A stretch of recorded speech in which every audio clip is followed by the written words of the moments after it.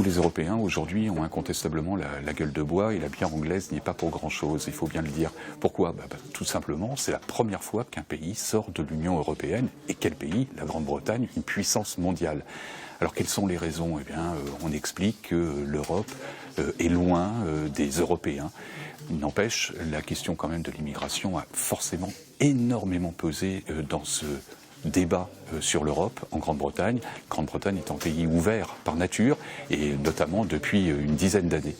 Alors il reste à savoir maintenant quelles seront les conséquences. Elles vont être économiques, ça c'est incontestable. Il est difficile, cela dit aujourd'hui, de les mesurer précisément. Bien sûr il y a les bourses, bien sûr il y a l'état de la livre, mais les conséquences économiques seront à voir sur du plus long terme.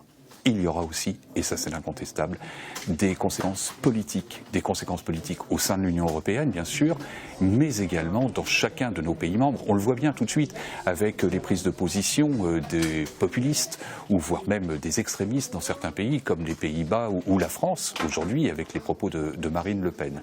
Alors reste à savoir si l'Europe a une capacité à rebondir. C'est tout l'enjeu des prochaines semaines, des prochains mois, également des prochaines années.